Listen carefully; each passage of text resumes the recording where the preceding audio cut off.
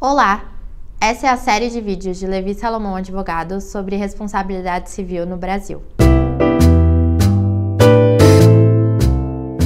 Nos últimos anos, a proteção do meio ambiente recebeu atenção especial do setor público e do setor privado, destinados a encontrar um ponto de equilíbrio entre o meio ambiente sadio e o desenvolvimento econômico.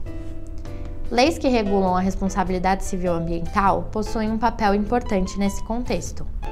No Brasil, há uma variedade de leis federais, estaduais e municipais, que tratam da proteção do ar, água, solo, florestas e fauna. Essas leis podem ser executadas em 3 diferentes esferas: civil, administrativa e criminal.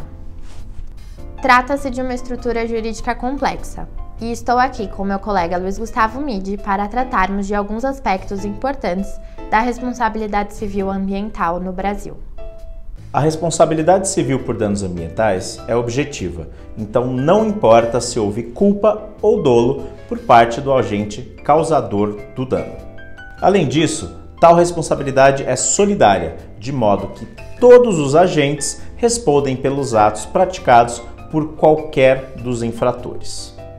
A responsabilização por dano ambiental tem 3 principais consequências. Primeiramente, o agente causador do dano deve restaurar o meio ambiente e revertê-lo a seu status quo ante. Se isso não for possível, o agente deve tomar as medidas adequadas para reequilibrar o dano. Por exemplo, na hipótese de desmatamento ilegal, pode ser exigido o plantio de árvores em outro local. Sanção pecuniária é um último recurso. Se restauração e reequilíbrio não forem possíveis ou viáveis, então o causador do dano deve pagar indenização. Isso, é claro, sem prejuízo da aplicação de multas por autoridades administrativas. Indivíduos e empresas que conduzem seus negócios no Brasil devem estar atentos à responsabilidade ambiental. Esse tema gera diversos questionamentos, além da simples ação direta de responsabilidade ajuizada contra o agente causador do dano. O primeiro deles seria o fato de que, em alguns casos, os tribunais podem determinar que o réu tome alguma medida para cessar ou mitigar um dano ambiental, mesmo que esse dano tenha sido causado por um terceiro. Isso pode acontecer, por exemplo, se o réu comprou uma propriedade e ela é fonte de contaminação por conta das atividades do seu antigo proprietário. Segundo, a legislação brasileira prevê a responsabilização pelo dano ambiental do chamado poluidor indireto. O problema é que não há uma definição clara na lei a seu respeito.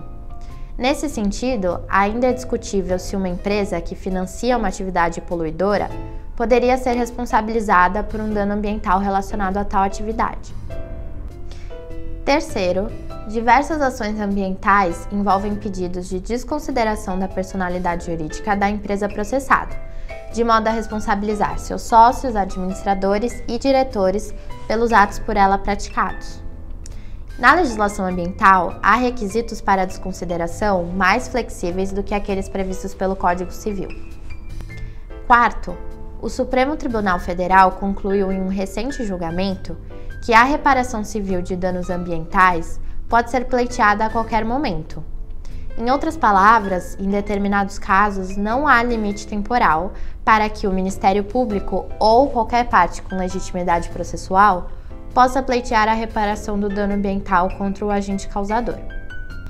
E por último, a proteção do meio ambiente é tão importante no Brasil que se trata de um dos casos raros em que não apenas os indivíduos, mas também empresas podem ser responsabilizadas criminalmente.